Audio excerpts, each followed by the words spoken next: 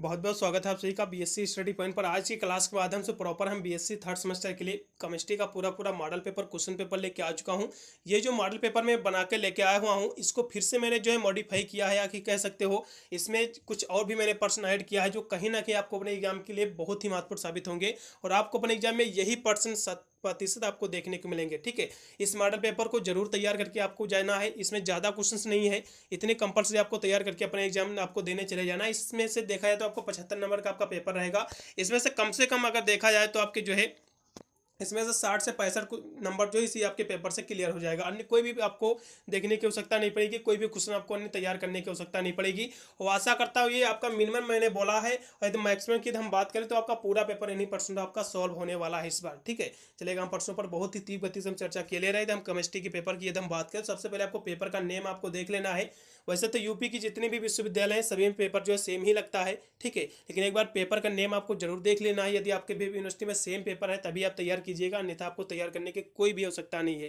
तो पेपर के एकदम टाइटल, इसके एकदम नेम की बात कर ले तो इसके अंतर्गत आपको पढ़ना पड़ेगा केमिकल आपका डायनेमिक्स एंड जो है कोऑर्डिनेशन केमिस्ट्री क्या होता है, इसके अंतर्गत आपको पढ़ना पड़ेगा। ठीक है, पूरा पेपर आपका 2 घंटे का आपका समय निर्धारित रहेगा और इसमें जो है 75 नंबर का आपका पूरा प्रश्न पत्र आएगा। सबसे पहले मैं सेक्शन ए के प्रश्नों पर चर्चा करूंगा। पेपर आपका 3 खंडों में आपका विभक्त आएगा। आपने पेपर दिया होगा फर्स्ट सेमेस्टर में, सेकेंड सेमेस्टर में, सभी आपको पता भी होगा, ज़्यादा कुछ बताने की आवश्यकता नहीं है। सेक्शन ए में आप जो है कुछ विश्वविद्यालय में 10 क्वेश्चन आपके सेक्शन ए में पूछे जाते हैं, लेकिन कुछ विद्यालय में जो है 5 क्वेश्चन पूछे जाते हैं। ठीक है, सभी के लिए देखा जाए हिसाब से क्वेश्चन चाहे जितने भी पूछे जाए सभी आपको करना अनिवार्य है। जितने भी क्वेश्चन मैं लेके आया हुआ हूँ, इससे बाहर एग्जाम में कोई क्वेश्चन आपको देखने की नहीं पड़ेगी। ठीक है, तो इसके एकदम पहला प्रश्न की हम बात करें तो वेग स्थिरांक क्या होता है। ठीक है, वेग स्थिरांक बहुत ही हाई लेवल क्वेश्चन है। आपका रेट कॉन्सिस्ट क्या होता है। ठीक है, अब क्रिया की दर, अब क्रिया के वेग स्थिरांक, ये सारे क्वेश्चन बहुत ही रिपीट हुए हैं, काफ़ी बार रिपीट हुए हैं।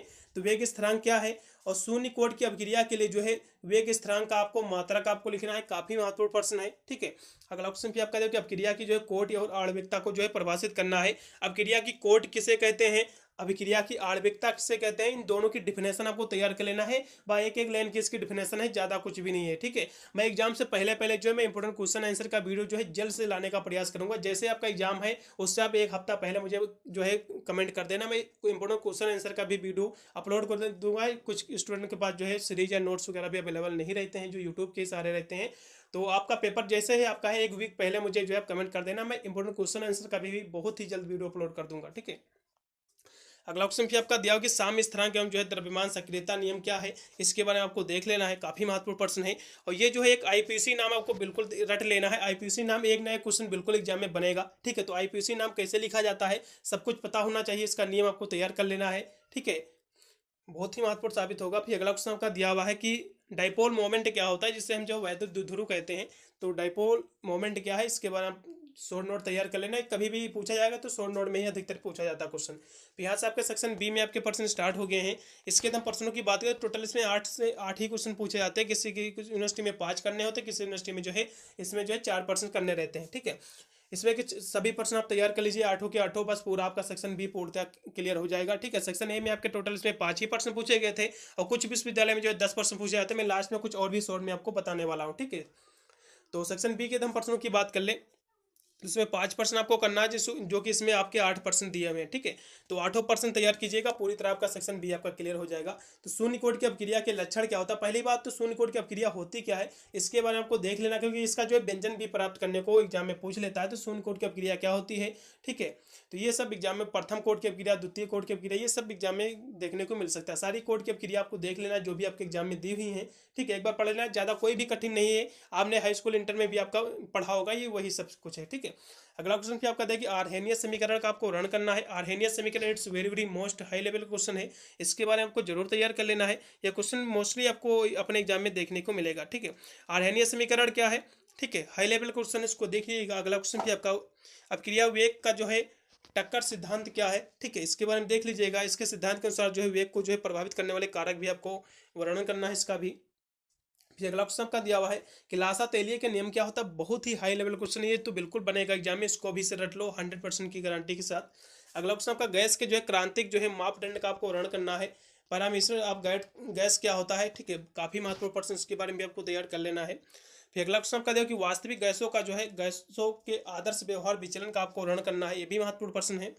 अगला क्वेश्चन भी आपका था कि लिगेंड क्या होता है, it's very very high level question, इसके बारे में तो 100% तैयार ही कर लेना है। लिगेंड्स क्या होता है, इसका क्लासिफिकेशन देख लेना है, काफ़ी जो कि महत्वपूर्ण साबित होगा, ठीक है। ये 8 से 10 नंबर में बिल्कुल फंसेगा एग्जाम में। अगले प्रश्न की हम बात करें जो कि दिया हुआ है कि आपका D1 से लेकर जो है D1 एवं जो है D9 अवस्था के लिए जो है आर्गन ऊर्जा आरेख का आपको वर्णन करना है। ये बहुत ही हाई लेवल क्वेश्चन, इसको भी स्पेशली तैयार कर लेना है। थोड़ा सा कठिन आपको लगेगा आपको, लेकिन ये क्वेश्चन अधिकतर पूछा जाता है, ठीक है। तो यहाँ से आपके सेक्शन सी के प्रश्न स्टार्ट हो गए हैं। इसके हम प्रश्नों की बात कर ले तो 2 ही प्रश्न आपको करना रहता है, इसमें टोटल आपके 4 प्रश्न पूछे जाते हैं। आप चारों तैयार कीजिएगा, ये भी क्वेश्चन आपका क्लियर हो जाएगा, ठीक है। तो प्रथम कोड की अपक्रिया के जो है वेग समीकरण का निगमन आपको करना है। पहली बात तो काफी महत्वपूर्ण, मैंने पहले भी आपको बताया था। प्रथम कोड की अपक्रिया और शून्य कोड की अपक्रिया, ये 2 अपक्रिया तैयार कर लो बस, इनसे आपका फंस जाएगा। एक नया क्वेश्चन बिल्कुल फंसेगा, 8 से 10 नंबर देके जाएगा, ठीक है। तो इसका आपको देखना है और यहाँ से कुछ अंक भी इसमें लगा कर दिया हुआ कि 50 मिनट में जो है 40% जो है पूर्ण होने वाले अपक्रिया के लिए जो वेग स्थिरांक की आपको जो है गणना करना है। उसी सूत्र में आप लगाओगे तो इसका पूरा निकल आएगा, ठीक है। अगले प्रश्न की हम बात करें कि द्वितीय कोड अपक्रिया के लिए जो है लक्षणों को वर्णन करना है। मैंने बोला था कि जो है शून्य कोड के प्रथम कोड की अपक्रिया और शून्य कोड की अपक्रिया, द्वितीय कोड की भी यहाँ से पूछ लिया है, एक बार पढ़ लीजिएगा, ठीक। हो सकता है द्वितीय कोड भी एग्जाम में जो है पूछ ले। तो द्वितीय कोड की अपक्रिया के लक्षणों का आपको वर्णन करना है एवं अपक्रिया कोड को जो है निर्धारित करने वाले जो विधियों का भी आपको जो है विस्तार पूर्वक आपको वर्णन करना पड़ेगा, ठीक है। फिर अगला क्वेश्चन आपका दिया हुआ है जो कि है कि शंकर जो है यौगिक में जो है समवेता का एवं जो है क्रिस्टल फील्ड के सिद्धांत पर आपको जो है मूल विचार आपको पर इसके आपको वर्णन करना है। इसके मूल विचार क्या होते हैं इसके बारे में एक बार देख लीजिएगा। फिर लास्ट में क्वेश्चन आपका डी नंबर है कि पदार्थों के जो चुंबकीय गुण क्या होते हैं, ठीक है। इसके बारे में देख लीजिएगा। आपका क्रिस्टल फील्ड थ्योरी क्या है, ये क्वेश्चन काफी महत्वपूर्ण प्रश्न बिल्कुल एग्जाम में बनेगा ही। पिछले 2-3 साल से प्रॉपर रिपीट हो रहा है सभी विश्वविद्यालय में, इसको देख लीजिएगा। 2 साल से रिपीट हो रहा है ये क्वेश्चन। तो इसके गुण क्या होते हैं, इसके मापन की क्या विधियां है, इसके महत्व क्या है, आर्थिक, सब कुछ आपको बताना पड़ेगा। कुछ क्वेश्चन और भी मैंने इसमें ऐड किया है जो उसको भी हम दिखाने का प्रयास कर रहे हैं। चलिएगा, ये क्वेश्चन और भी आपके दिए हुए, इनको भी आप जरूर रट लीजिएगा।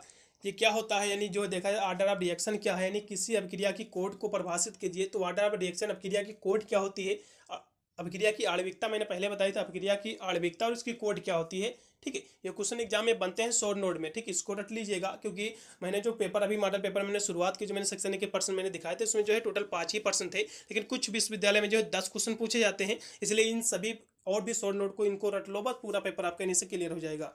तो बी नंबर पे क्वेश्चन आपका इसमें दिया हुआ है कि वंडर वार्ड्स जो है ये क्या होते हैं समीकरण, इसका इसके बारे में देख लीजिएगा, क्वेश्चन उसमें भी था।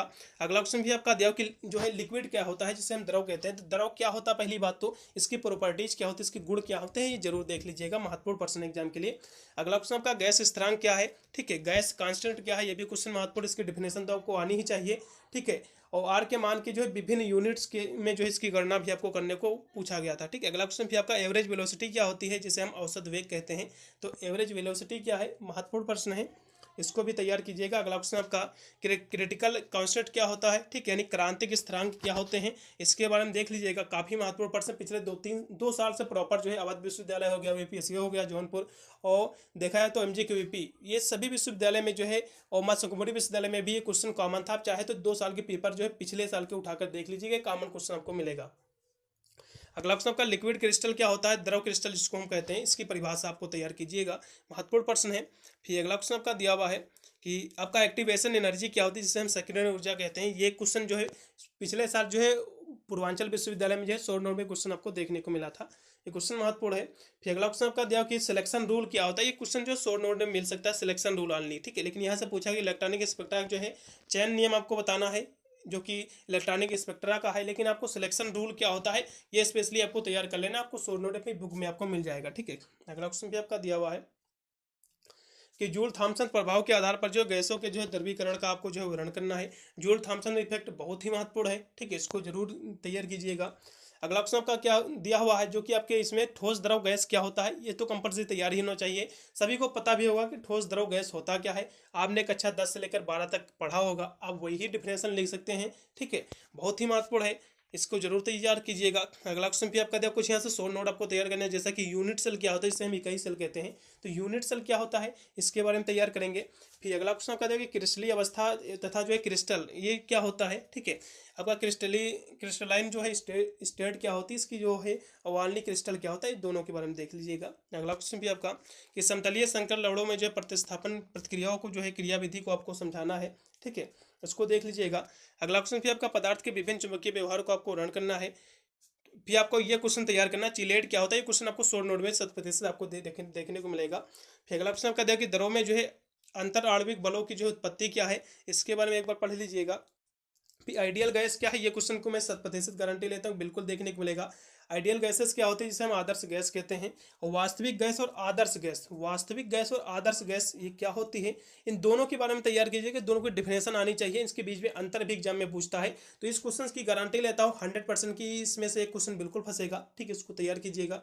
अगले प्रश्न की ओर बढ़ेंगे, जो कि देखो कि ब्रेक्स इक्वेशन क्या होती है, जिसे ब्रेक समीकरण कहते हैं। इसके उपयोग क्या होते हैं, उपयोग भी आपको लिखना पड़ेगा। गैस का द्रवीकरण क्या है, ये क्वेश्चन भी मैंने पहले भी करा था।